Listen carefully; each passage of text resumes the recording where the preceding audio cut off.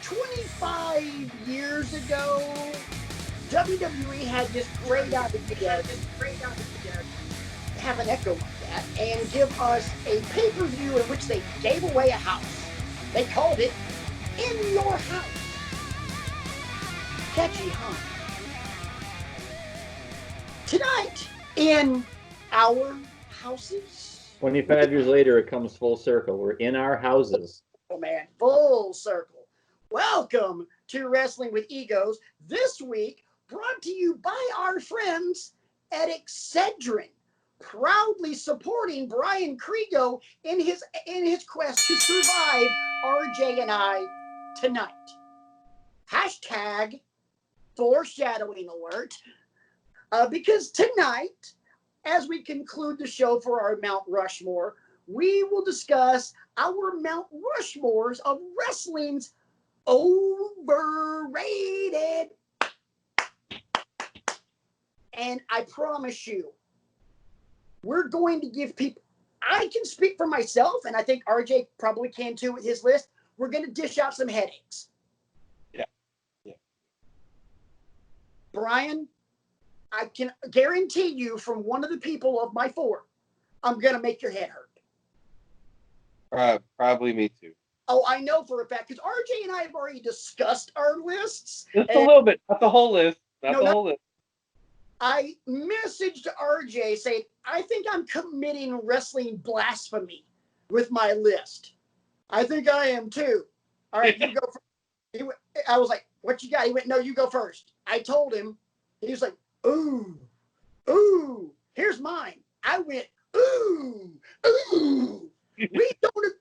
I do not agree with his. He does not agree with mine. And you might never want to speak to us ever again, B. Okay. Well, if we need to, there'll be some receipts coming. If I don't like the content of these lists that you're about to dish out. First off, there's going to be receipts coming anyway after the episode from 2 weeks ago.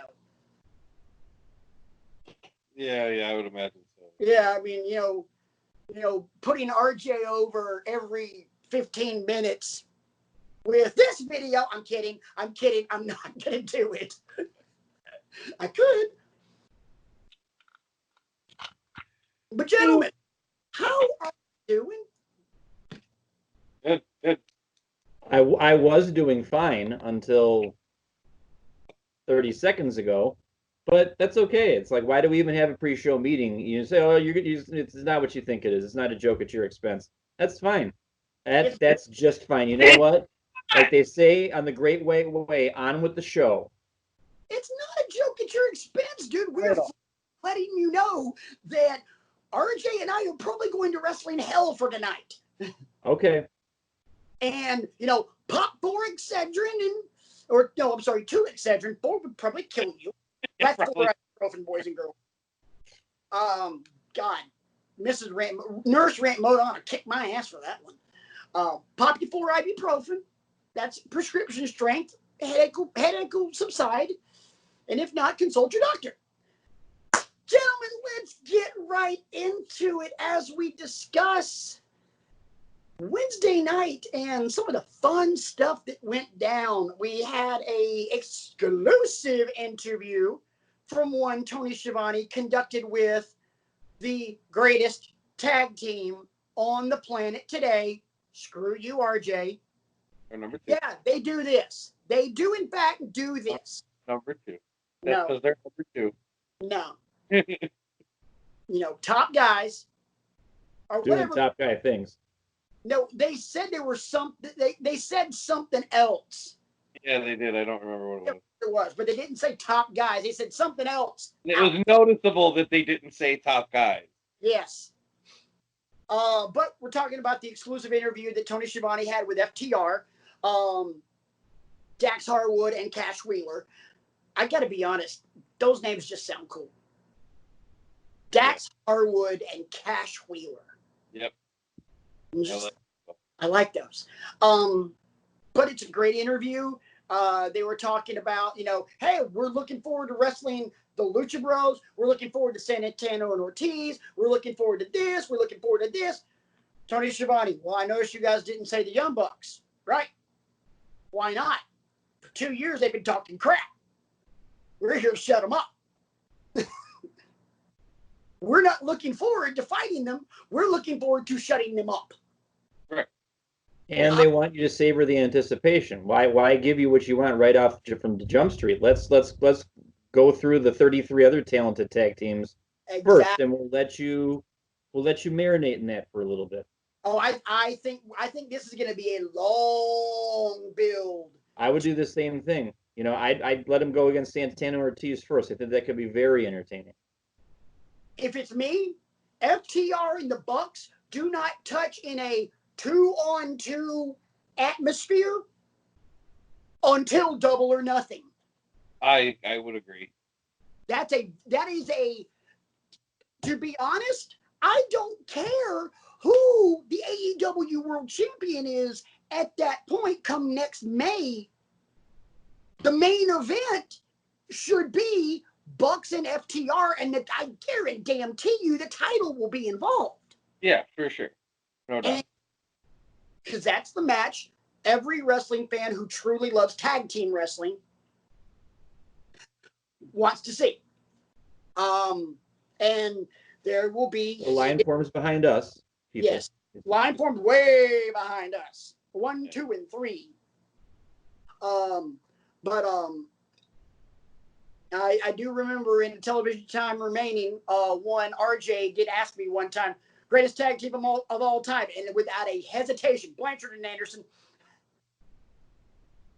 See, bam. What other things did you guys take away from that? I got one other takeaway that I thought was key. Go ahead. Well, my biggest takeaway was just basically on the whole thing. I actually said out loud as soon as the whole thing was over, I said that I felt like Cash Wheeler already has more personality than Dash Wilder was ever allowed to have on the WWE main roster. Oh, yeah. I feel like both of them combined together built more character development than ever happened on the main roster. There's no argument to that. NXT, they had tons of character development. They were awesome. They were fantastic.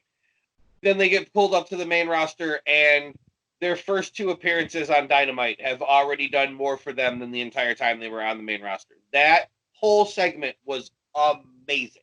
Absolutely. No argument there. Will not argue that. I thought the interview itself was intense. It was, you could tell the passion for wrestling there. Dare even use the word, and I say this because of where they're from, who they're friends with, grit. Remember, they're Edge's guys. Right. They're Edge's buddies. I have a question for both of you. It just popped into my head. Okay. And we could answer this question with the old saw about WWE creative just doesn't care. But why do those folks only allow a certain number of people to come up with the same charisma that they've had in other places? Because we know that WWE creative is not the best at coming up with great ideas for everybody.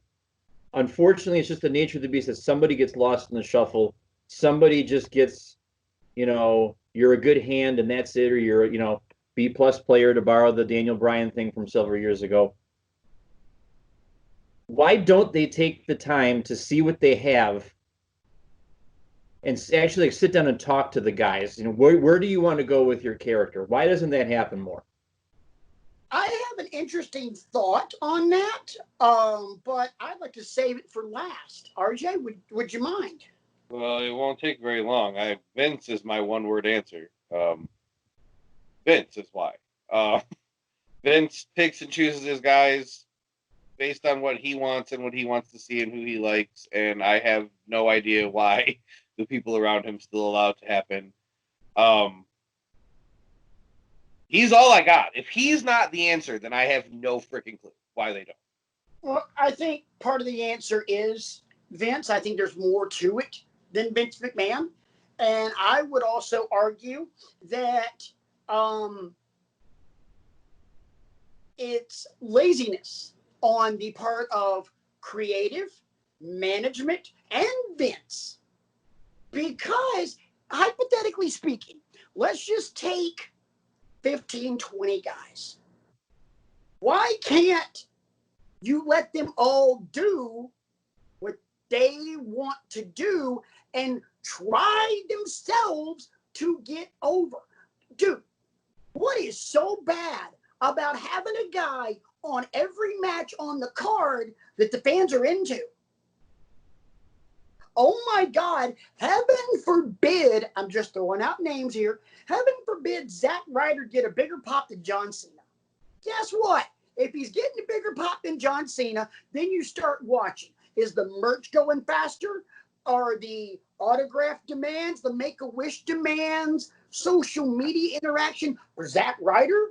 Is that blowing up?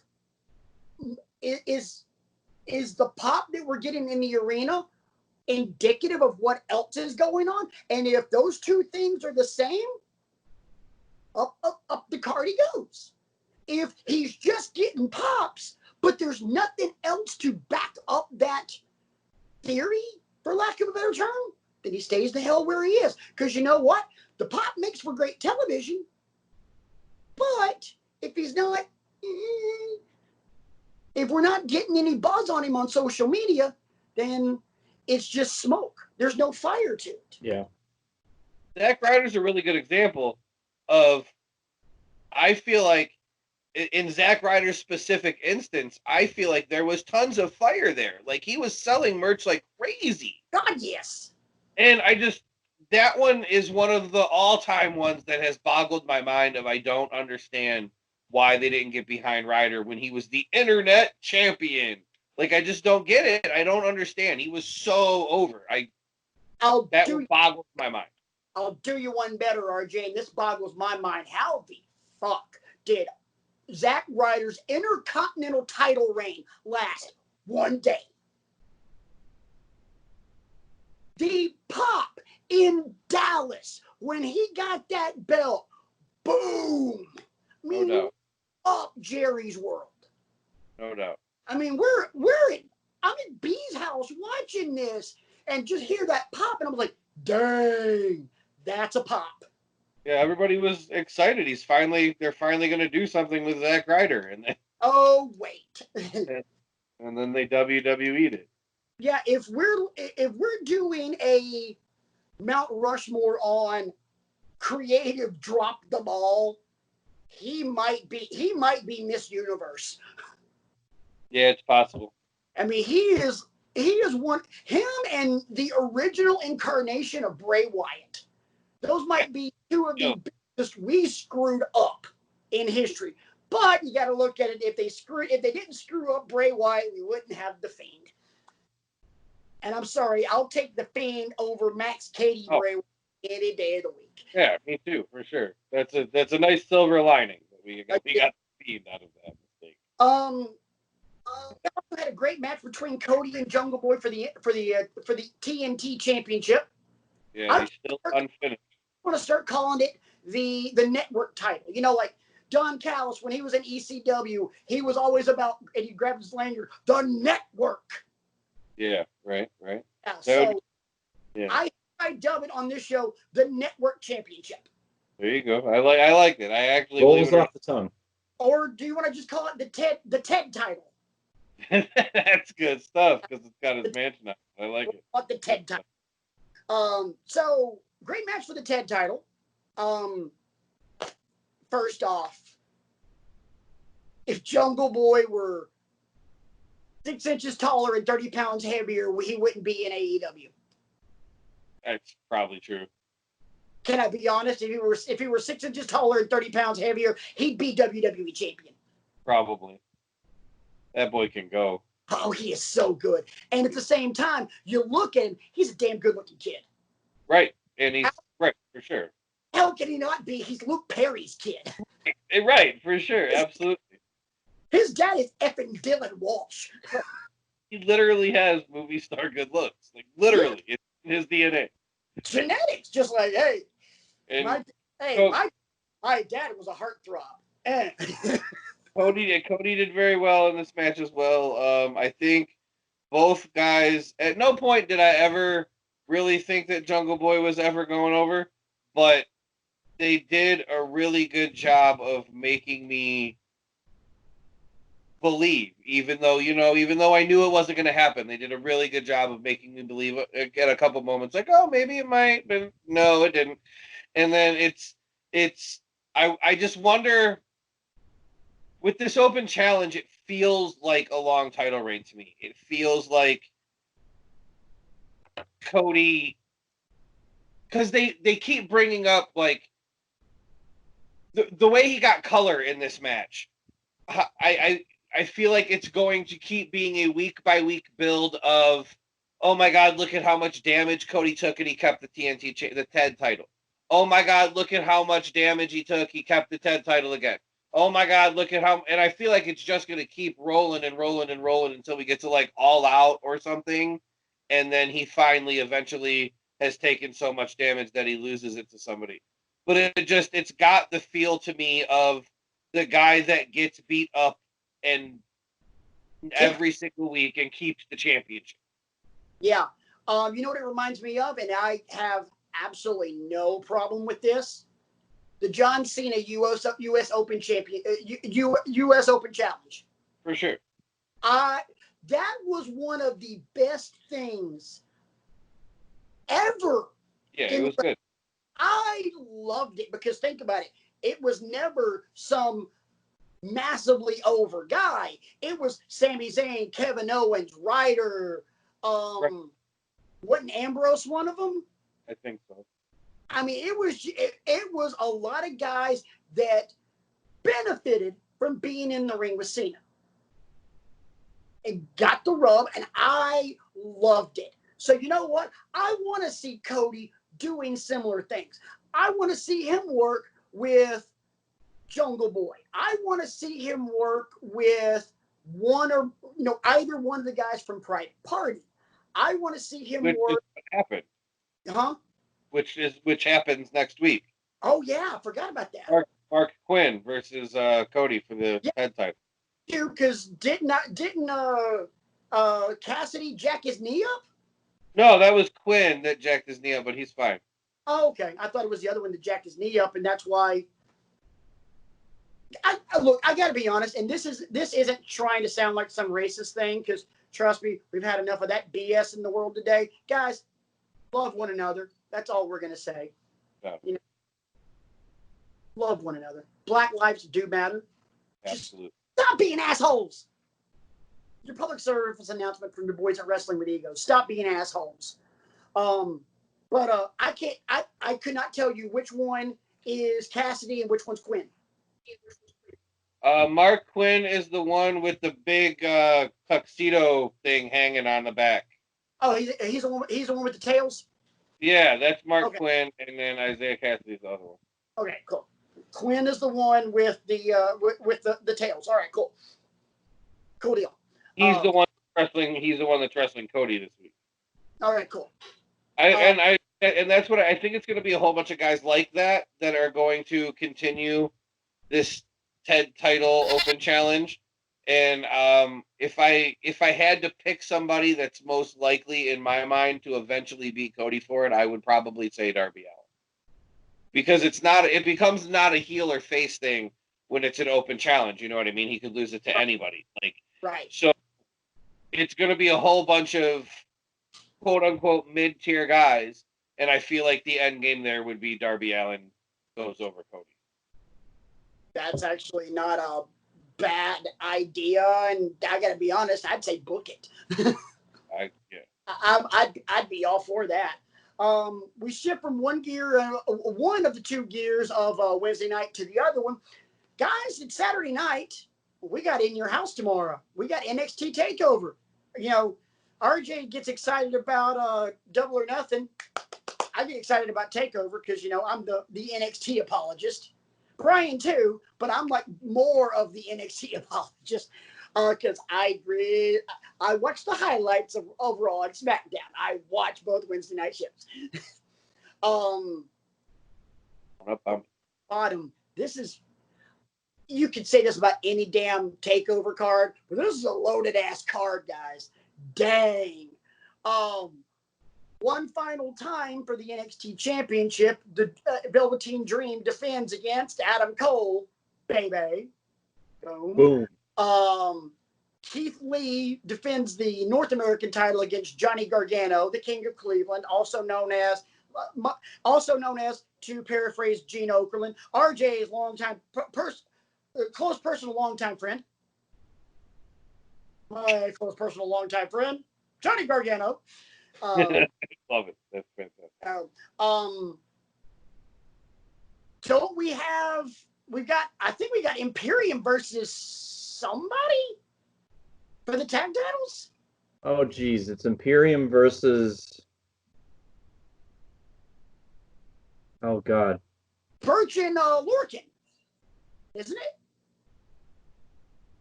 I think it might be. I don't remember. I know they're involved too.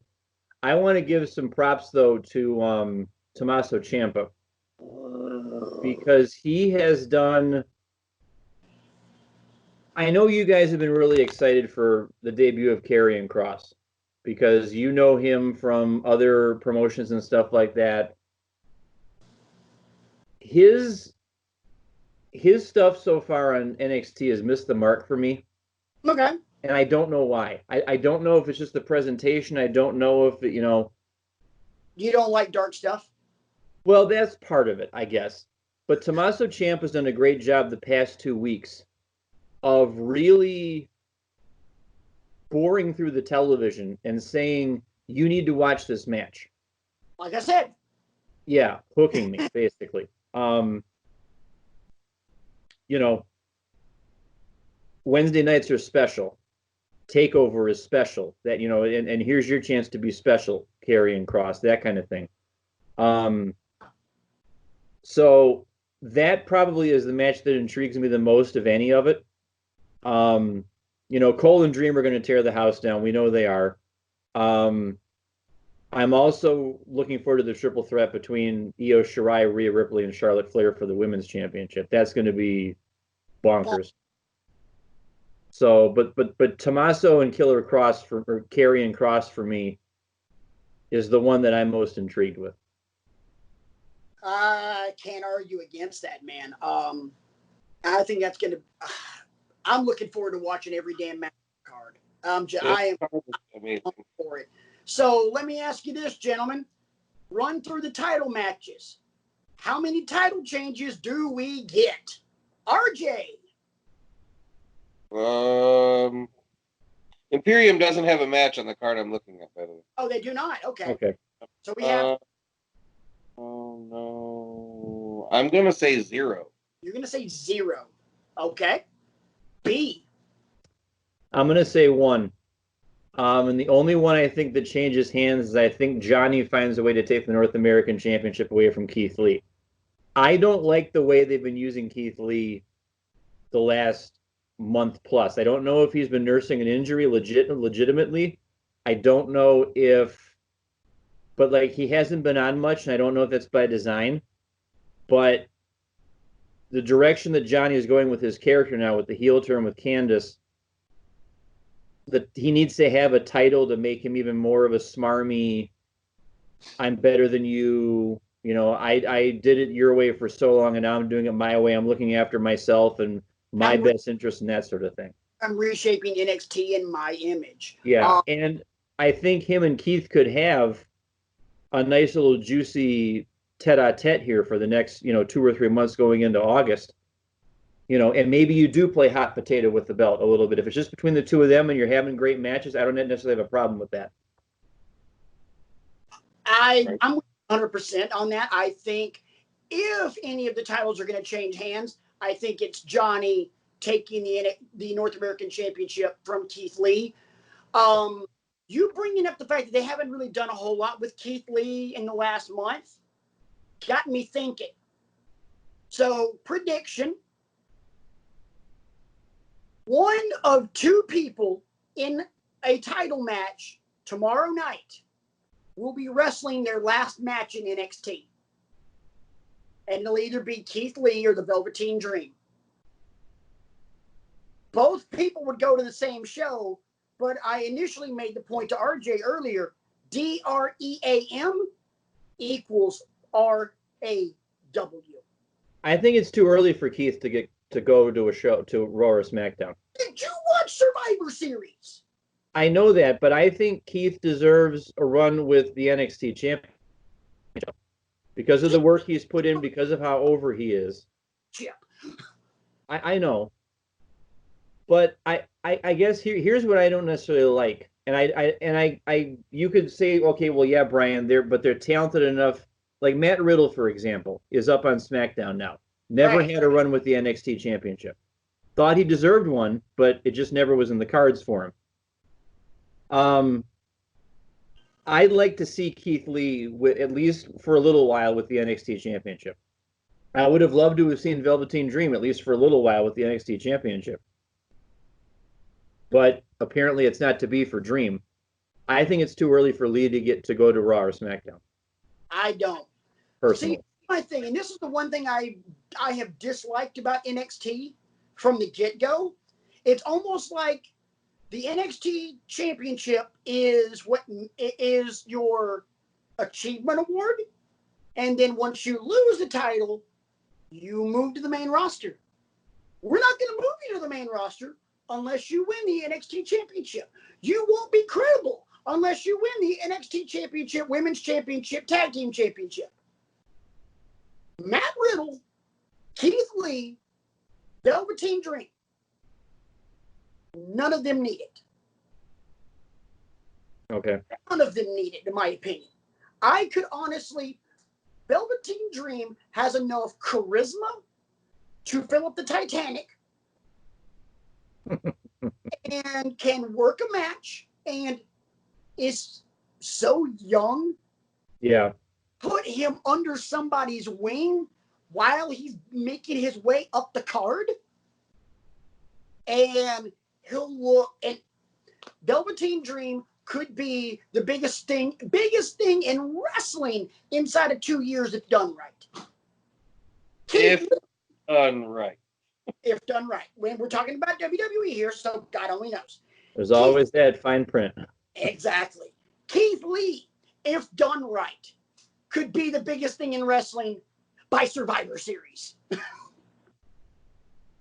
You put Keith Lee on Raw this Monday night and have him wreck somebody. And not anybody like small. Like, have him go in and just beat the brakes off Bobby Lashley. That would be awesome. That would be just like, oh, crap. You know, to see this big 330-something pound dude doing moonsaults and all the amazing crap that Keith Lee can do. Like, okay, I don't give a crap that Bobby Lashley's built like a fire hydrant and has this amazing physique, whether it's, you know, enhanced or not, and they call him a mesomorph and crap like that. I don't care. Keith Lee is a big dude that moves like Ricochet. End of story. I don't care how much you can bench press. Keith Lee can pounce your ass into the third row. Just ask Adam Cole. And who was the other one that I said? Dream, Lee, and Riddle. Yeah, Riddle. Riddle's the same way. Riddle has a moveset that is unique and has a style that is unique and cool, and everything about him is completely different. And I thought they had a great send-off for him 2 weeks ago on NXT. They had that fight pit match. Nice concept. It reminds you a little bit of the Octagon that they tried to bring in when you had Ken Shamrock and Steve Blackman and guys like that in the WWE back in the late 90s. The Lions did that, yeah. Yeah, it's another one of these matches where I don't want to see it that often, It's no. another way to, either have a send off or blow off of a feud if you have that skill set. But you're not going to put Johnny Gargano in a fight pit match. Right. It's got to be the right guy. And Matt Riddle Real to quick, be in there barefoot on top of all that. I mean, I was scared for him. I know that I need to get over the fact that he wrestles barefoot, but if you really wanted to, you could exploit that. And Timothy Thatcher certainly was trying. But I thought it was a great concept, great match, great send off for him. The action happening on both levels of the thing, I thought it was very well done. Yeah. Real quick, I thought of another match that's on the card that I totally didn't think about. Damian Priest and Finn Balor. I thought that was on Wednesday. I forgot about that. That's the Mrs. RJ special. She loves both those guys. Yeah. That's the Mrs. Rant Mode on special because she doesn't give a damn. Well, when we went to the NXT show earlier this year, she was impressed by Damian Priest, but Finn's her boy. Finn is her boy. So all in all, I think it's going to be a great, great, great card. Looking very, very forward to it. And there's a fly buzzing around my head. Oh no! I need some chopsticks. Do like the Mr. Miyagi thing. You're gonna look. So come to that point in the show where I want to bring up one more thing. I know that we're tabling homework this week, but I watched something else that has to do with Shawn Michaels. After we assigned the homework last week, I queued up the promo from right before he wrestled Hulk Hogan at SummerSlam, where he was in Montreal. Oh. And I found it like start to finish unadulterated because I've only ever seen clips of it. And I watched the whole thing, and he played that crowd like a cheap violin. Who's your daddy, Montreal? And boys and girls, if you've never seen this promo, you need to find it. It's on the network. It's on YouTube. We've talked on this show before about the Montreal screw job and everything associated with it. Well, he's in the run up to wrestling Hulk Hogan at SummerSlam, and Shawn's the heel here. Yes. Because of how much adored Hulk was at this point again, people were rediscovering him, and Shawn's like, okay, fine, I'll tap into it and I'll play the bad guy. And you guys just need to watch this promo. I don't want to give it all away for those that have never seen it. It is a master class. No doubt. And while you're at it, go back and watch the match from SummerSlam, and then prepare to hand Shawn Michaels the overselling the oversell of the Century Award. That's very true. Oh my! How in the world, Shawn Michaels? Again, if we're ever to do a legit Mount Rushmore, Shawn Michaels is my number one, greatest of all time. Shawn Michaels is the only guy in wrestling history that could bury somebody and still do the favors. Hogan couldn't do it. Flair couldn't do it. It was just redundant. I felt like I had to bring that up. I didn't even write it down, but I'm like, I watched it and it was just, I'm like, oh my goodness. Damn, I'm going to have to watch it as soon as the show's over. Just to, Probably going to find it too. Sean's the only guy that could just say, it could bury a guy and lose the match. And Hogan just got dumped on. For sure. Because you're going through that match and Shawn is just overselling everything. And people are catching on. Shawn's got to be pissed about something. And it's funny, too, because when that actually happened, like that was what, 2007? Yeah. This is when I was still going to like bars to watch these things because I didn't yet have a setup at home where I could watch it myself so we were finding like the sports bars to go and I remember watching it and I'm like, it didn't even dawn on me. Like, this is how, much of I'm just happy to watch the match and I hope everybody gives it their all and stuff like that. I don't even know what's going on.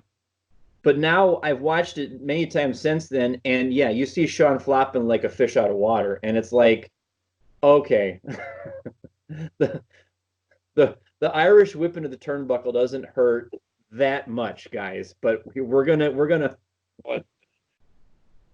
The big boot where he takes the flat back, hops back up, runs around the ring, jumps up and takes the flat back. Maybe that should have been my first clue that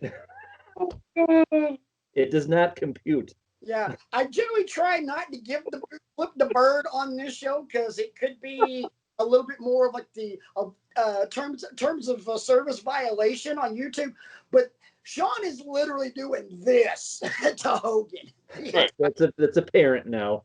And then you read about the creative going into that match, and then Hogan just pissed all over everything and basically was like, "Oh, I want to do my stuff. I'm Hulk Hogan." And Sean was just like, "Okay." Right. Fine, you do your stuff. I'm gonna do some stuff along with you. Do my stuff. Yeah, Sean was just, I'm not gonna be a jerk. I'm a Christian.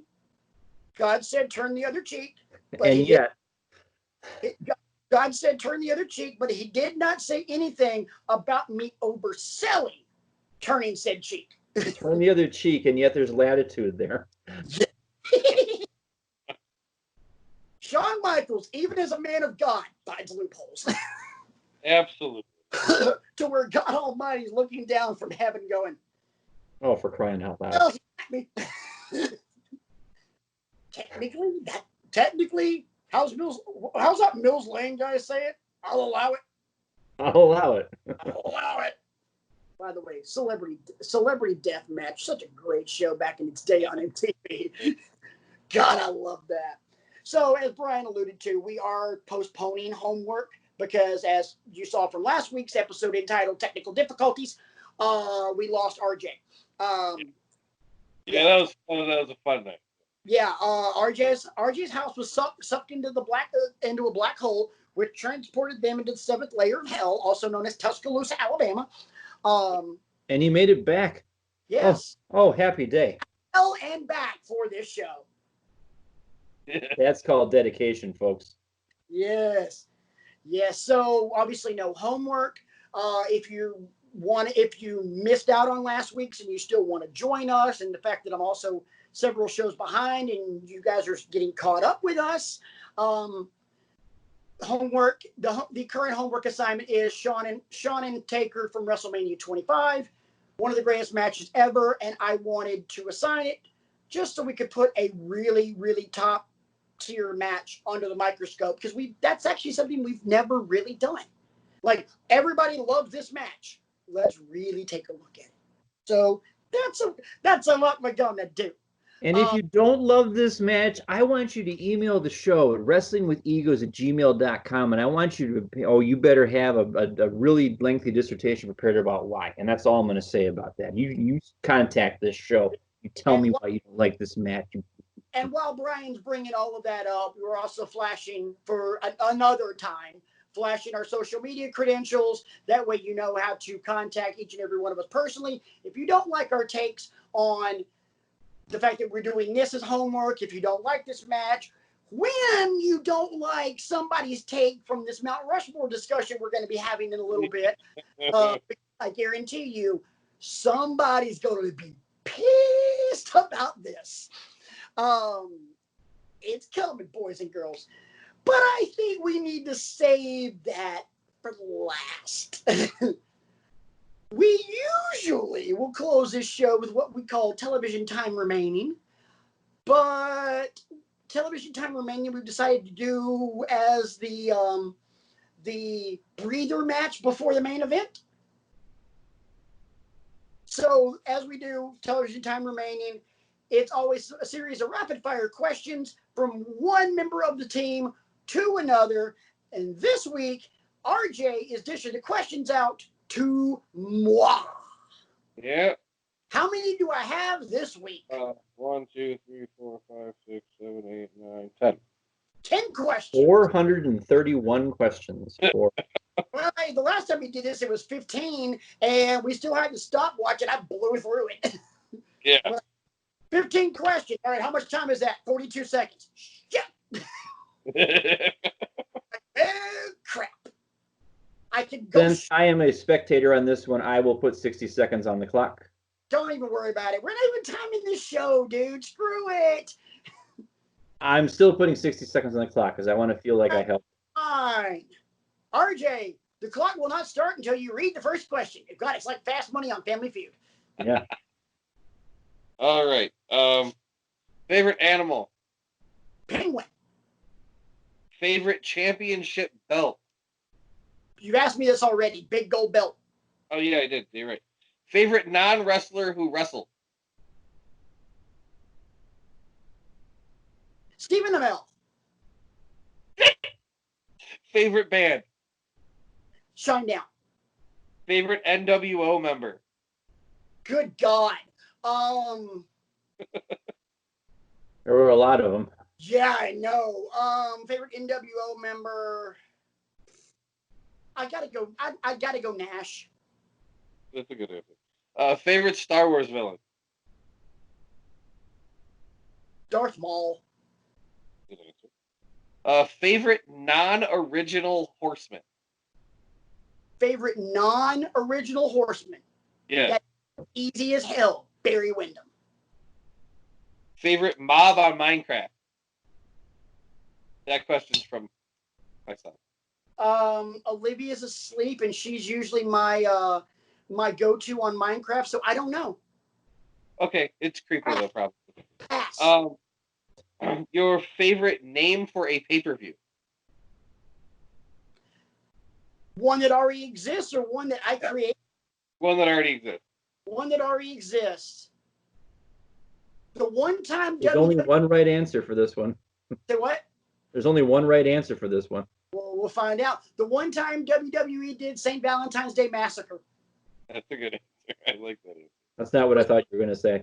What do you think I was going to say? I thought you were going to say Great Balls of Fire. God, no. I couldn't. One more. Your favorite title reign? My favorite title reign.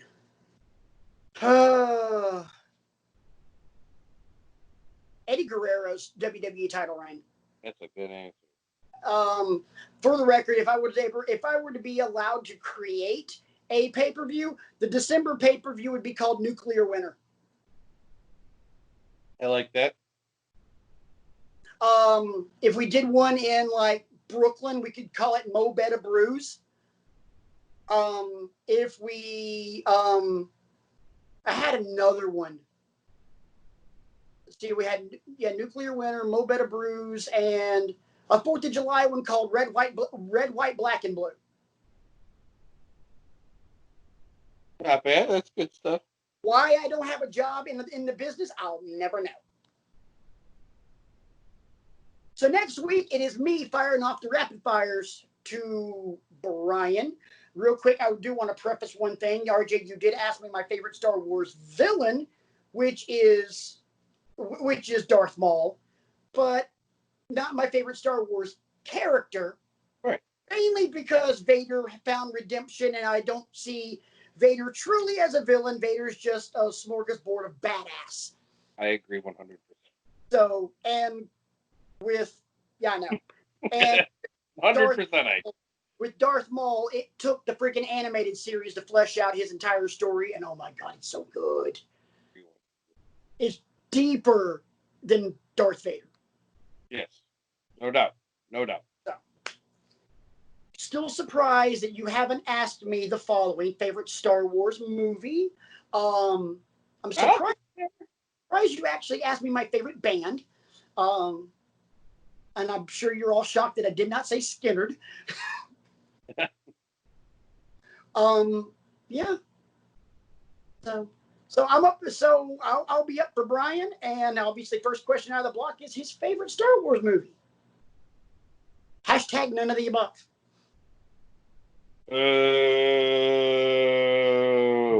Star Wars guy, although he did buy me a Darth Vader figurine for Christmas one year. So we get to the point now where we close the show with our Mount Rushmore. That's only 4 guys. Mount Rushmore discussion of the most overrated talents in wrestling history. There's going to be some controversy on this one, I promise you. Who wants to go first? I'll go first. Brian's Now, going are to go. we naming all 4 at once, or are we going to go one at a time? What do you think, RJ? I don't know. That's difficult since I don't know. It's difficult.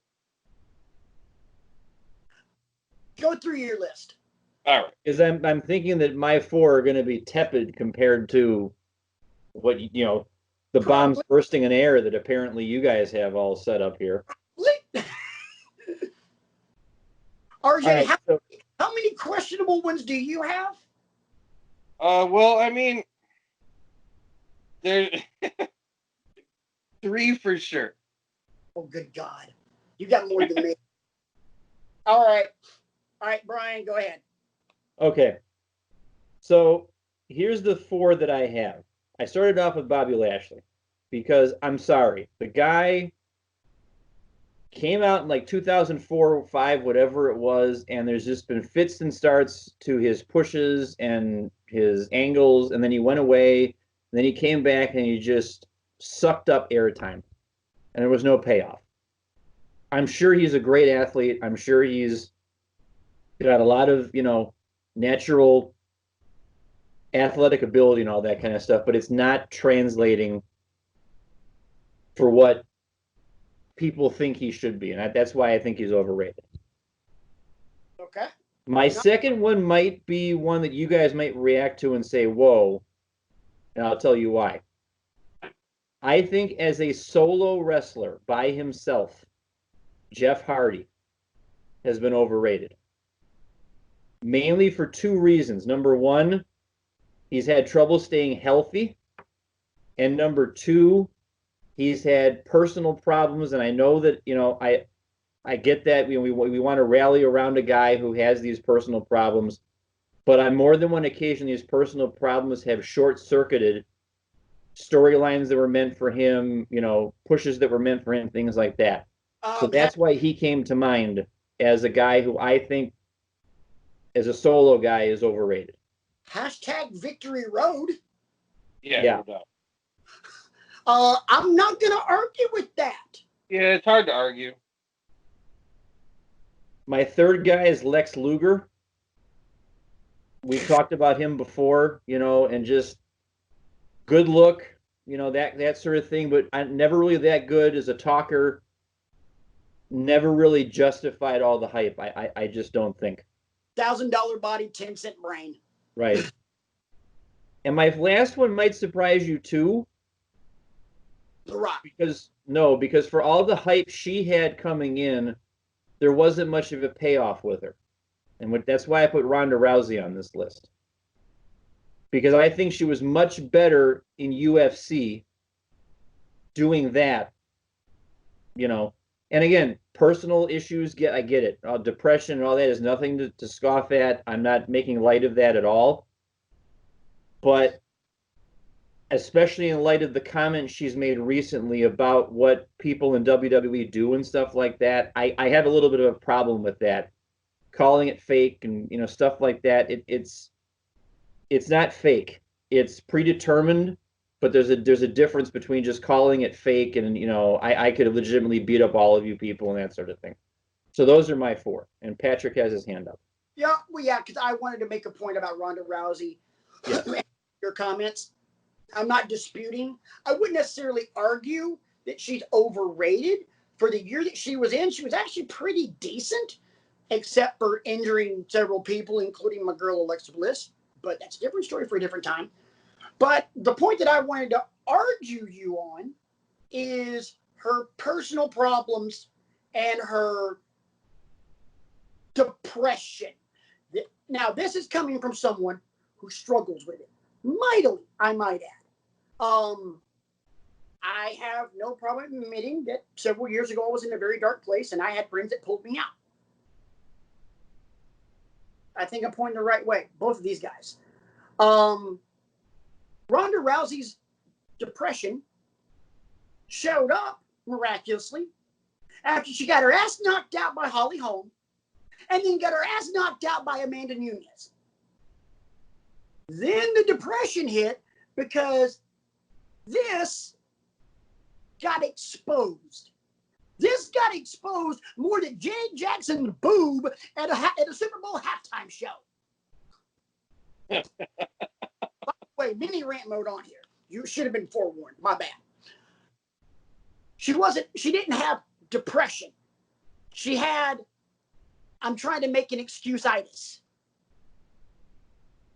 She went to WWE. WWE was too hard for her. She kept injuring people. She wasn't overrated. She was good for what she had to work with. For 1 year, she was good. She was reckless. And she's a bullshit artist. But the problem is, coming from someone who mightily excels at being a bullshit artist, she sucks. Not only am I a professor of Heel 401, but I have a doctorate in bullshit. I am the doctor of bullshitonomics. Word life. So I'll disagree with you on the overrated as a wrestler. I'll definitely agree with you on the overrated as a person. Let me go next, RJ, because yours is apparently a lot more inflammatory than mine. I only have one that is controversial, and it's definitely controversial. Anybody that watches this show, you know what number one is for me. The single greatest overrated piece of talent in the history of professional wrestling, Dolph Ziggler. Bargain Dollar Tree Shawn Michaels. That's all he is. For this guy to be as an amazing of an athlete as he is, an all-American collegiate wrestler, the most pins at Kent State University. I know this for a fact because I saw the banner in the gym when my ex-wife graduated college. I know it's a fact. That's not just something the WWE is making up. Like Isaac Yankem was a dentist, you know, or Duke Drosy was a trash guy. Those not legit. Hey, that's refuse technician to you. Whatever. Dolph Ziggler could have been so much more. But four letters sum up his entire career. L-A-Z-Y.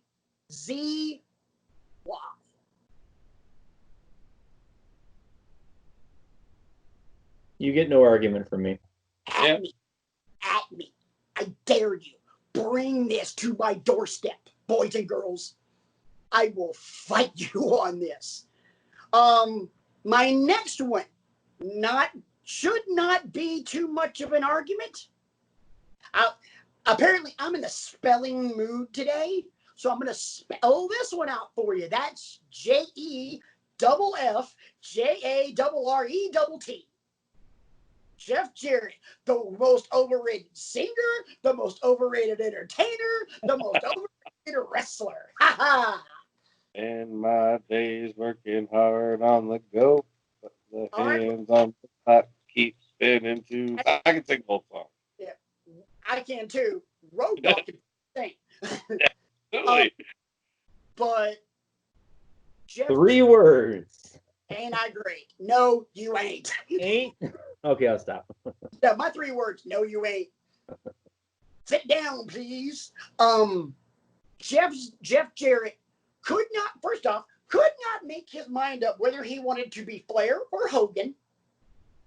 Could not get, even as Vince Russo's boy in WCW, could not for the life of him get over.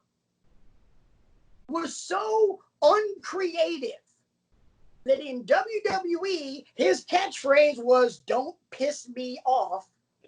And in WCW, his catchphrase involved slap nuts.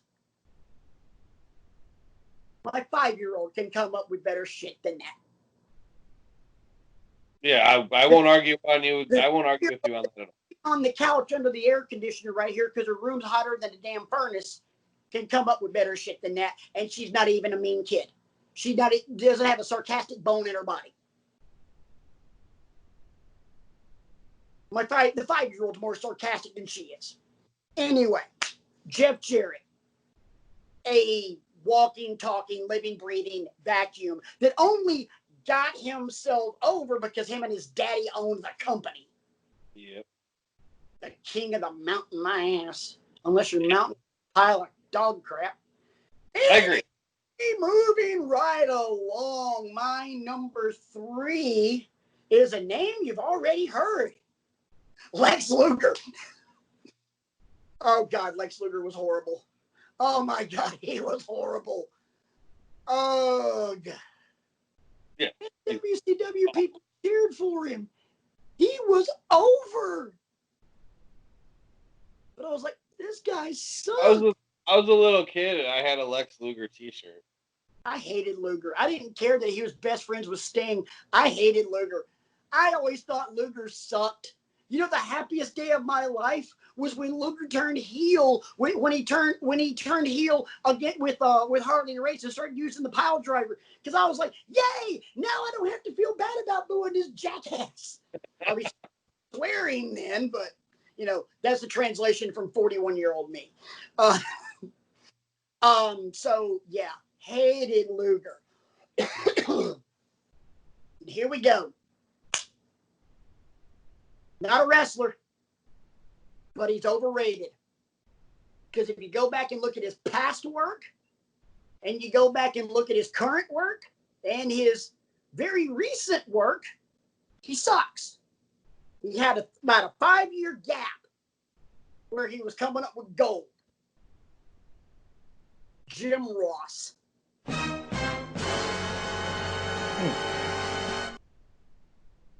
Is he the greatest play-by-play guy in wrestling history? Probably not going to argue with that. Is he great? No. Because, hear me out, boys and girls. Couple of things I want to point out. And I pointed these things out to RJ, and he completely agreed with me once I made my point. Go back and look at the old WCW stuff when he was in there. Starrcade 90. They had an international tag team tournament. Teams from all over the country, because they had Jack Victory, and he was Jack Victory, who was born in New Jersey, representing New Zealand. Sure. That's like saying Luke Harper was from the South. I'm a team player. God.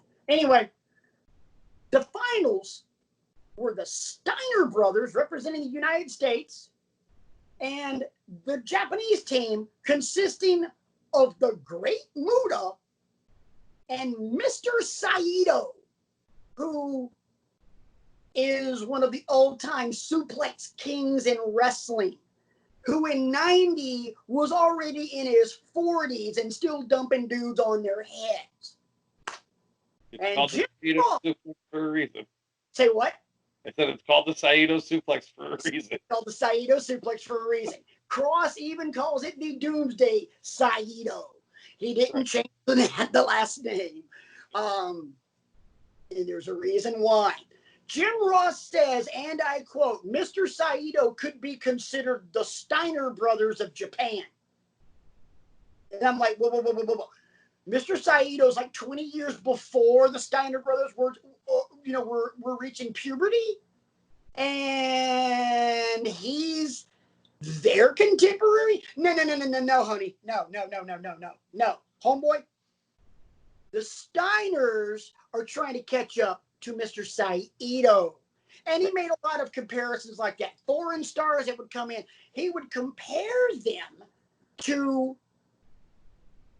WCW stars, trying to give them credibility. When it was like, no. They consider Jushin Thunder Liger to be a lot like Flying Brian Pillman. Yeah. No, hell, they do not. No, sir, they do not. Please cease and desist and shut your damn Oklahoma mouth. Fast forward past the WWE era. He was in New Japan.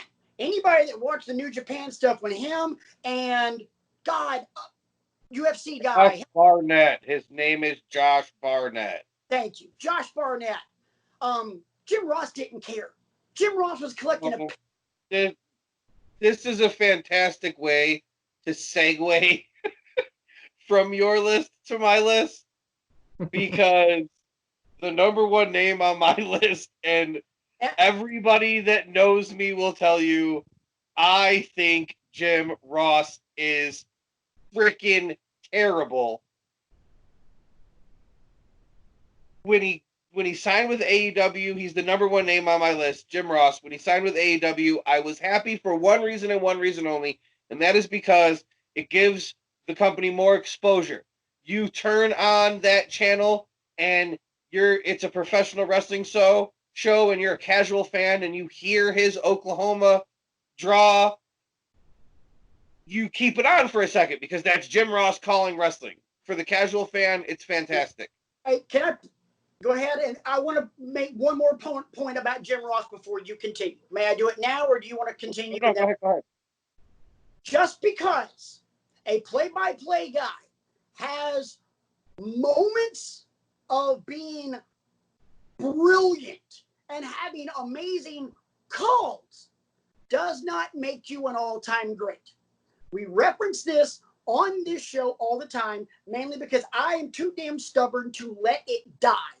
Rod Bramblett, may he rest in peace, had that amazing call on the kick 6. I'm not going to put it on the show because the last time I did, we actually got in trouble for that one. Believe it or not. And you know why? University of Alabama.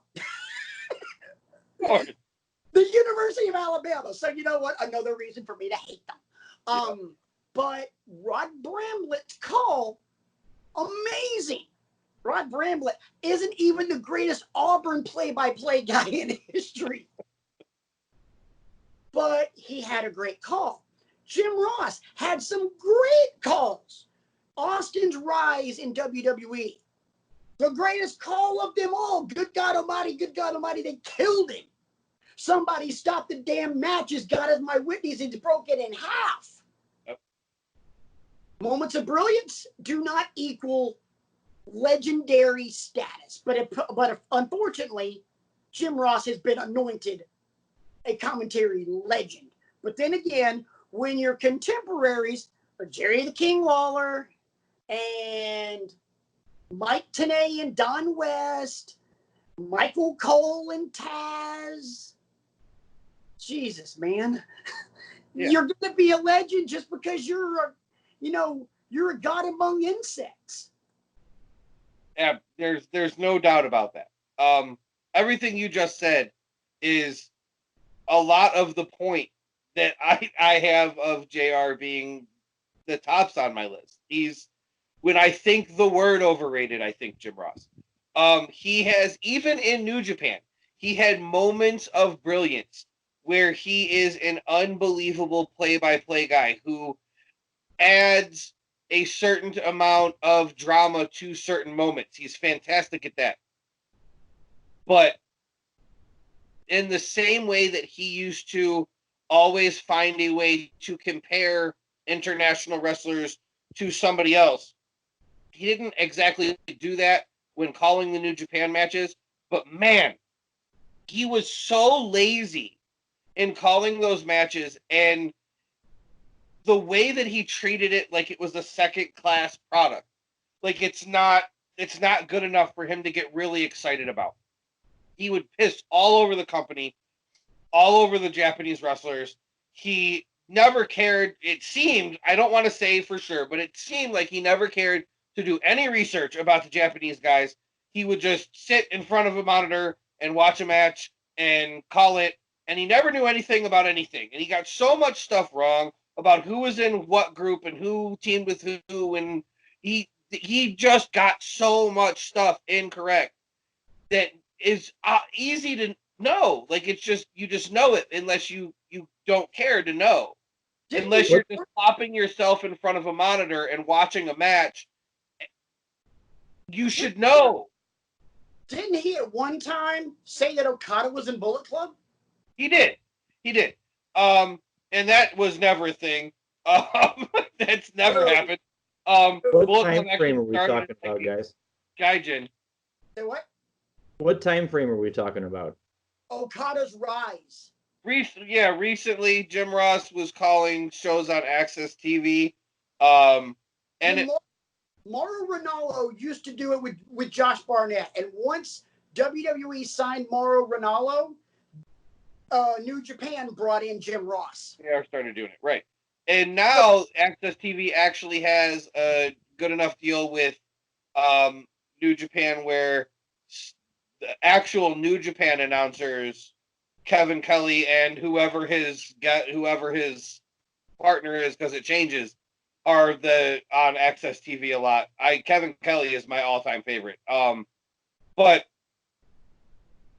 even in AEW, there's a lot of Jim Ross seems to not always know exactly what happened, or exactly know. He'll try to make a comment about somebody's past, and the next Caliber always jumps in with "actually, JR," and corrects the stupid thing that Jim Ross just said.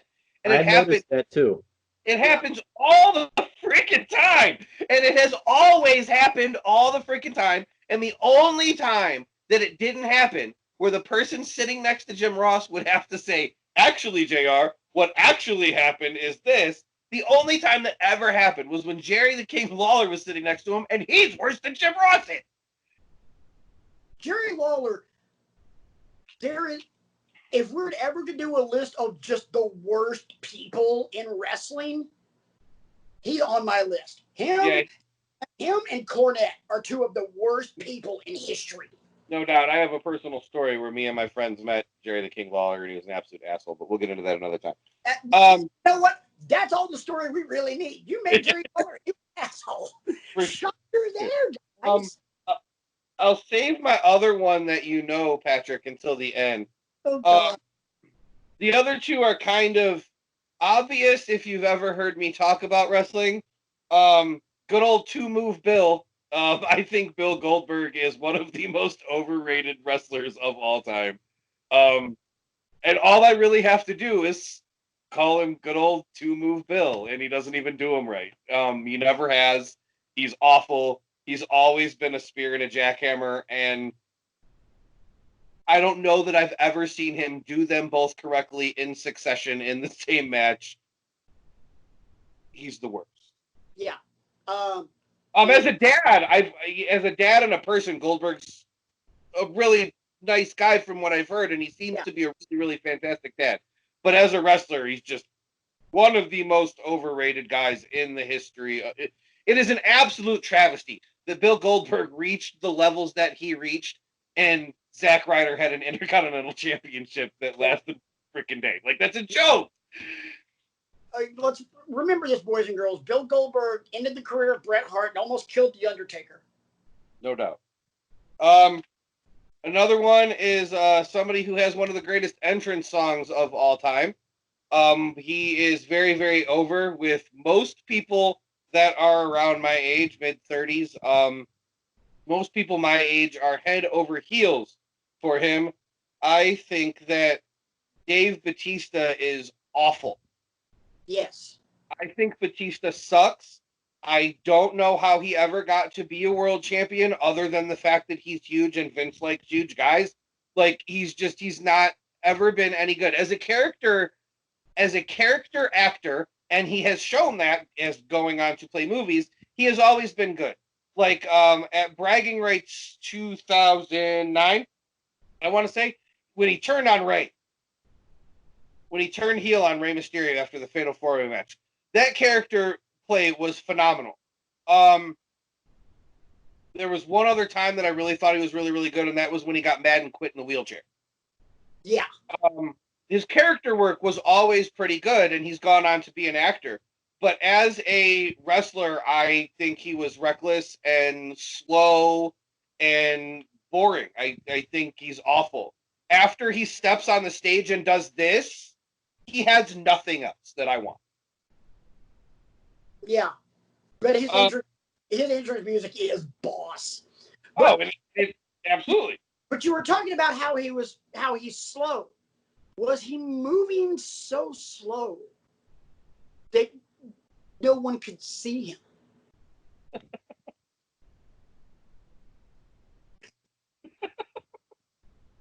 Oh, Brian doesn't watch Marvel movies. He doesn't get it. Right? Okay, so we'll move on to something that will... As something that Drax said in Guardians of the Galaxy 2, when they truly let Drax the Destroyer be the comic relief that he is in the comics. He's a badass, but he's comic relief. And I will argue, overrated, yes. Underrated as an Avenger. I would agree with you. Oh my gosh, he is hilarious in both of those movies. So, the last guy on my overrated list is RJ? Yeah. Hang on. Boys and girls, to quote Samuel L. Jackson in Jurassic Park, hang on to your butts. Woo! I think Ric Flair is unbelievably overrated as a professional wrestler. If you put a microphone in his hand, there aren't a whole lot of people that can do it better than him. No. But bell to bell, I think that Ric Flair is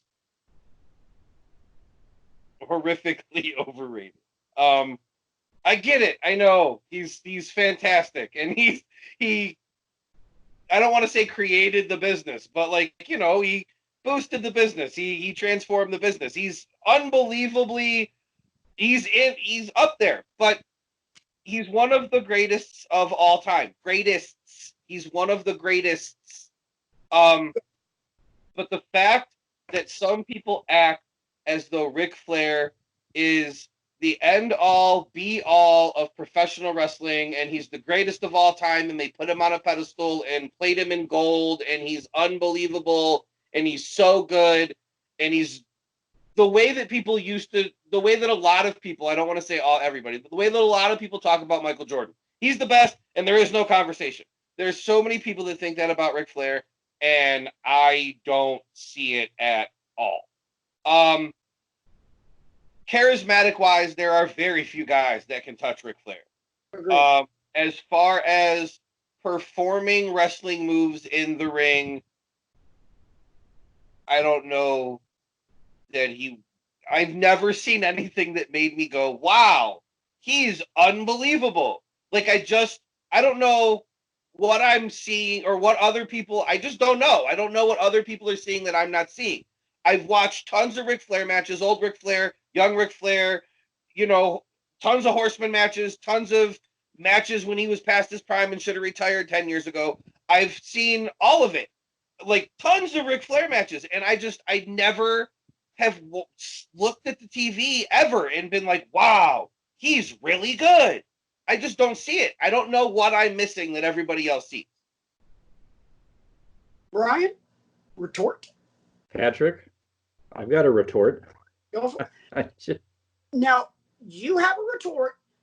I want to follow that up with counterpoint questions. I am taken aback because I will tell you, I thought you were going another direction with your fourth one. I thought you were coming for blood. I thought you were going to take one of my people that I put on a pedestal and call them overrated. I honestly, and it, that's fine. I mean, with Ric Flair, if all you're looking at is the in-ring stuff, maybe I see what you're talking about, if that's all you consider. But I look at the total package and what he had to do and what he was tasked with in the NWA and then later on in WCW. He was the guy that everybody had all the faith in, more or less, because there's a reason he's a 16-time world champion. And you look at all the people he made. Sting was a made man after wrestling him. Nikita Koloff, after wrestling him, got a big rub. Magnum TA, before his injury, got a big rub from wrestling him. All these people, and I'm sure I'm leaving some big ones out. Ricky Steamboat. Patrick has referenced that trilogy of matches that he had with Steamboat in 1990-91 that are some of the greatest matches ever. Flair had to talk him into the arena, and then for a half an hour, 45 minutes, 60 minutes, make that town believe that their local guy had a shot at beating the man. You don't just put anybody in that role. And I suppose if you go back and look at a Ric Flair match and break it down technically, like the way to do sometimes, maybe the figure 4 leg lock wasn't put on the right way. I've never been involved in high school collegiate wrestling or anything like that to know whether it's being applied correctly. I don't know that. And I know there wasn't many moves beyond that. Yes. You don't buy a figure 4 in high school or college wrestling. Okay, I'm just trying to make a point. But it's what we crave as wrestling fans. We crave a character on the screen that's the total package, that can talk, that can go in the ring, that looks good, whatever that means for whoever you are. It's clear to me that Flair has it in spades, and all of these 60-minute classics that he's got, and then all of the different styles he had to adapt to. Earlier this year, I want to say it was early February, Patrick gave us the I Quit match with Terry Funk. That's a brutal kind of match that I don't know that he'd ever done before until that point. We're fine. We're going to get brutal. We're going to say I quit and all that kind of stuff. And you just go from that to all the other opponents he had. I have a question. Yes. What makes Ric Flair that much better than John Cena?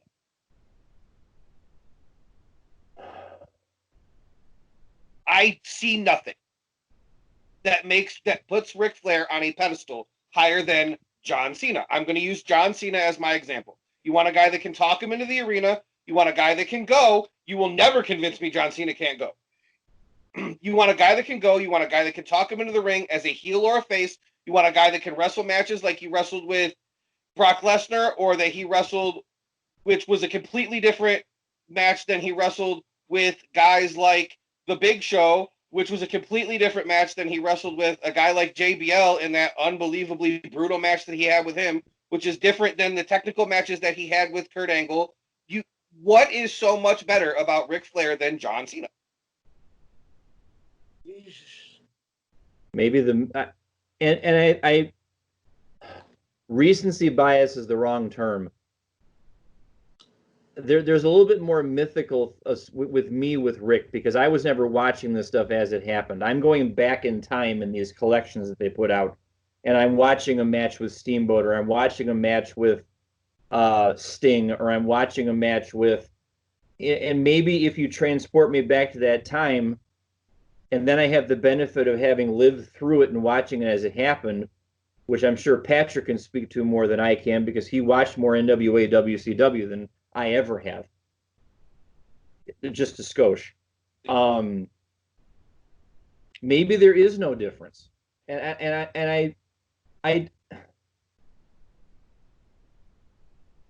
I guess I don't see much of a difference, but I don't know that that's a bad thing. But I guess because Flair has done it first, and Flair's the one that a lot of people our age and a little bit older than us point to as the be all end all, because for a long time I didn't see what everybody sees about Hulk Hogan. Now that I have a different mind about the wrestling business now, I get that Hulk Hogan was all about Hulk Hogan, was all about Terry Bollea and putting himself over and his friends and his, we say 5 moves of doom for Cena. We could really do that 5 moves of doom for name the wrestler. Right. There aren't a lot of guys that just throw move after move after move after move after move after move out there. I've always, when it comes to John Cena, I've always been a proponent of he did 5 moves of doom because those are the 5 moves they let him do. If you see John Cena wrestle, like as in his early years as the prototype, he could go. Like he was a really good wrestler. And then even as the doctor of thugonomics, he was a fantastic wrestler. And then they chopped him down and made him into a mold that sold merchandise and does 6 moves. But here's my counterpoint. And Patrick, I know you said you had a counterpoint question for but what I know about Ric Flair, he was a totally different person starting off in 71 or 72 or whatever it was. He was a power guy.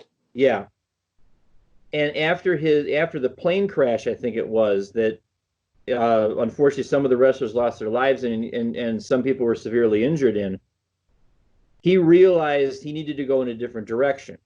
And he grabbed the bull by the horns as far as what his character was going to be, and he made himself into this mythical character that gets all the ladies and has the finest suits. And I could go through all the promos right now, but then he backs it up in the ring for whatever that means. For whatever that means for you, he can go because he was wrestling 60 minutes all the time. That I think is what I point to as this guy. We were talking about why FTR wasn't allowed to blossom so much when they were in WWE before. Here's a guy who was given the latitude by NWA and by the early on powers that be in WCW, make your character whatever you want it to be. And the fans gravitated towards it, and they realized we got box office here, we got money here, we're going to put a butt every 18 inches because it's Ric Flair. That's what I keep coming back to for why I disagree with you that he's overrated. Okay. Still stunned that that was the name that you picked. I'm like, oh, wait, what? wait. So RJ and I had this discussion on Monday over Facebook Messenger. And he made his point to me, and I wasn't really buying it. Until just a little while ago when he asked what the difference between Ric Flair and John Cena was. I got nothing. Because let's look at it. Because the point that I was going to make, and I was going to ask RJ is, okay, Flair didn't have the offensive repertoire that a lot of guys do. He punched, he chopped, he did the low blow, the knee, figure 4, and the big flop off the top rope. Right. And the face first flop. That's all he did. Well, I was going to ask you, and I'm not anymore. I'm just phrasing the question. Now, what about everybody that he wrestled that he made look like $1 million? For fart's sake, he made Lex Luger look good. He did. He made Lex Luger look like an effing destroyer. And Lex Luger sucks. Indubitably sucks. Real quick, while you mentioned the name Lex Luger, I just want to say the reason he's on your list and not on mine is because I feel like Lex Luger is adequately rated. I think everybody knows he sucks. Anyway, go ahead. But I was like, okay, look, he made Luger look good. He made Sting. We all know Sting's one of the greats. And he molded himself into being one of the greats, but he put Sting on the map. He made all these guys look absolutely amazing. But so did Cena. Cena had bangers, and he made, and case in point, cut, print, kill the pig right here. Edge. Edge was considered marginally a main event guy when he won Money in the Bank at WrestleMania 21. And then he had that title feud with Cena that culminated in that TLC match in Toronto. Edge was made for life because of that. Yep. He didn't have the same repertoire. Cena had a similar repertoire to Flair. I cannot believe I'm going to say this. I agree with you, RJ. Thank you. He's no different than Cena. It's just the mythos. Absolutely. Now, don't get me wrong. The mythos is there, and he's a god because of that mythos. And rightfully so. But you also bring up the Michael Jordan point. A lot of people look at the mythos of Jordan. Now, don't get me wrong. The mythos of Michael Jordan adds up. Yeah, no doubt. Yes. There is no, we're talking about Flair. Is Flair the greatest of all time? Yeah, I'm thinking questionably now. Is Jordan the greatest of all time? Yes. Fight me. And I guess I'm just choosing to look at it from the standpoint of I don't know if Flair is overrated, maybe as much as John Cena when you get right down to it.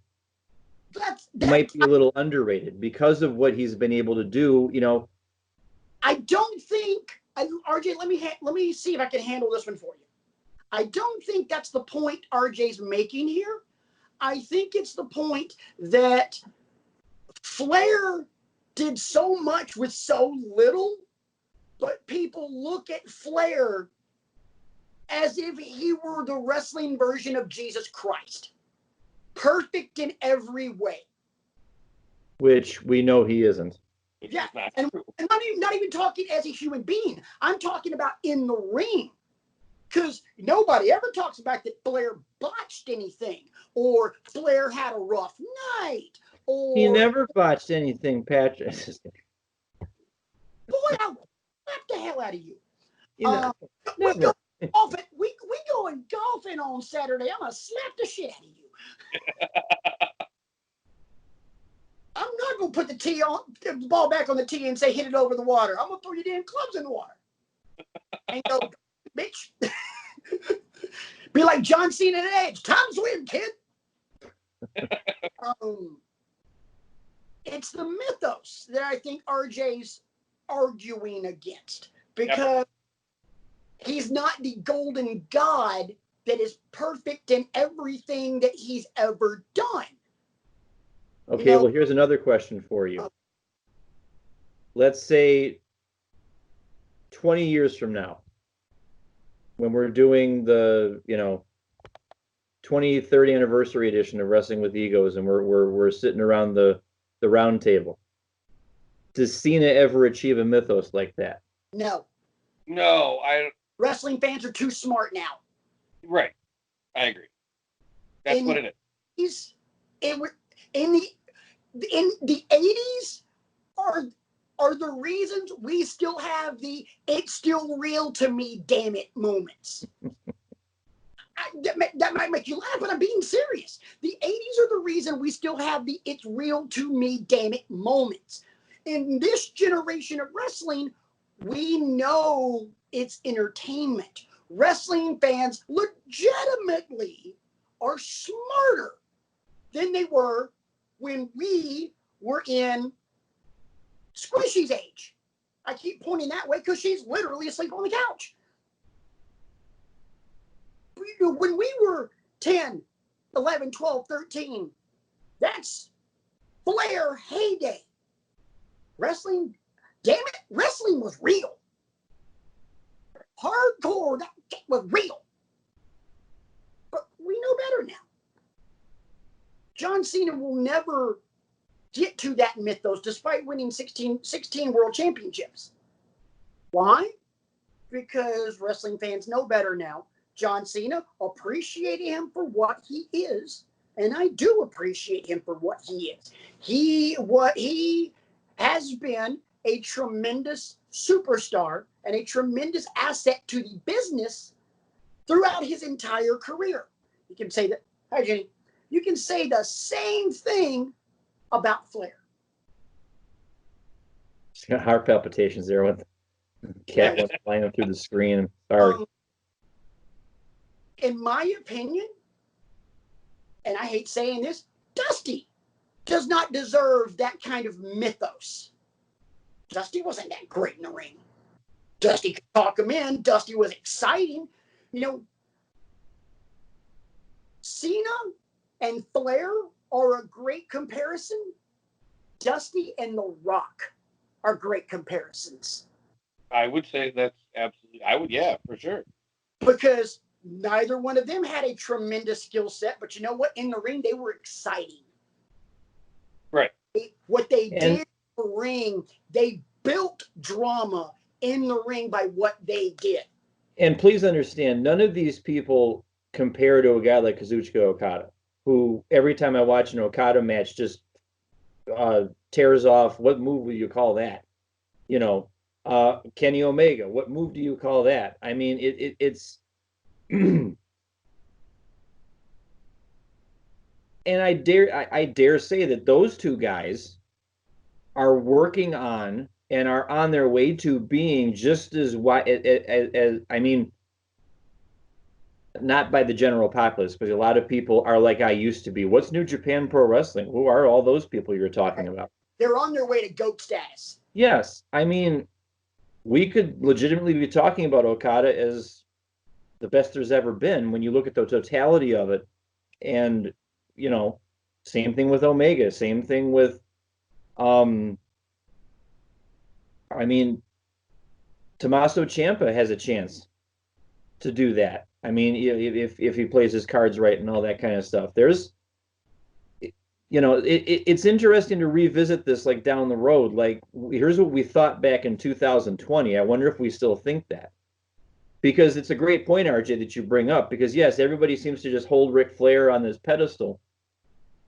But when you strip away all the artifice and you're left with what's in the ring, it's just a couple moves and stuff like that. But I look at that as a contributing factor along with everything else and along with the time that he was in. I don't know if you put Ric Flair in this time, in this era, if it comes off the same, you know, because he's just one of many guys right now. But back then, he was the guy.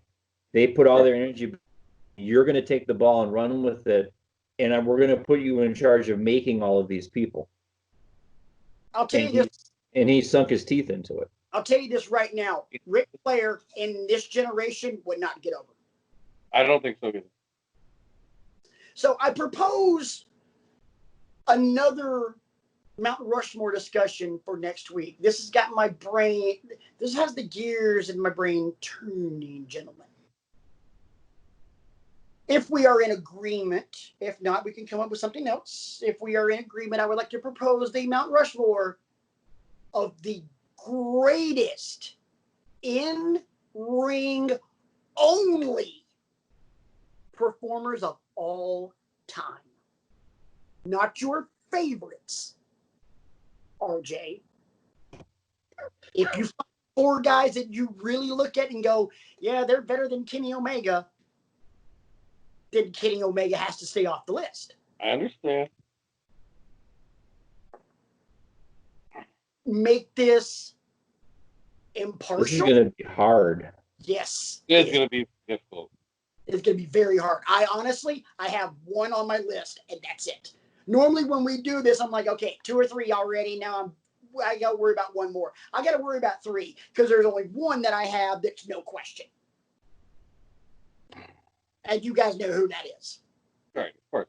I think I have 2 right off the top of my head, but I mean, you know, obviously Santino Marella gets on the list, but then who are my other 3 going to be? Yeah, I mean, this is Santino Marella, Ryback. Ryback. Yes. Yeah, right. Santino Marella, Ryback, Steve Blackman. Hornswoggle, and the Boogeyman. He's coming to get you, you know. And Mrs. RJ is about to jump through my tablet at you with a "What the hell is wrong with the Boogeyman?" tune in next week for our Boogeyman appreciation episode on Wrestling with Egos, where we unpack the greatest matches of the Boogeyman's career. I mean, we could go for 3 hours on this guy. Really? 3 hours? Obviously, I'm kidding. 3 hours, really? And That's gonna be a very fun one. Okay, in all seriousness, though, boys and girls, NXT Takeover in your house this weekend. Watch it. It's gonna be great. Lots of great matches. Very much so. RJ. Spoiler alert on my greatest of in-ring only competitors: Ric Flair will not be appearing on my list. No shit. These are the choices we make, ladies and gentlemen. Prize face?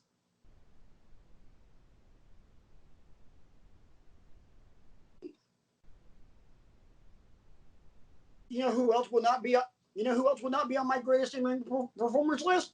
Dolph Ziggler. And Lex Luger. Forget good old two-move Bill.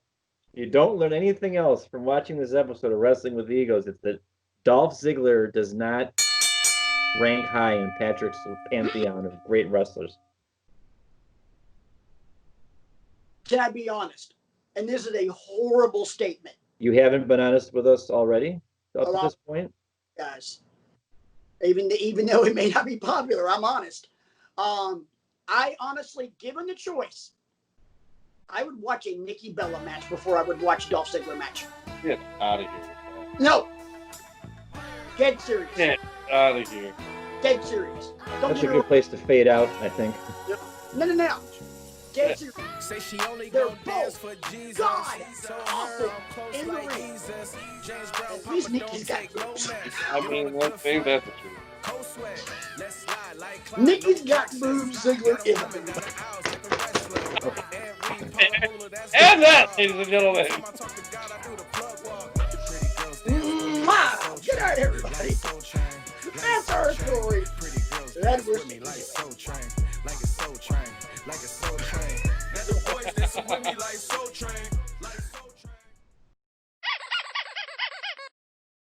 Another satisfied customer.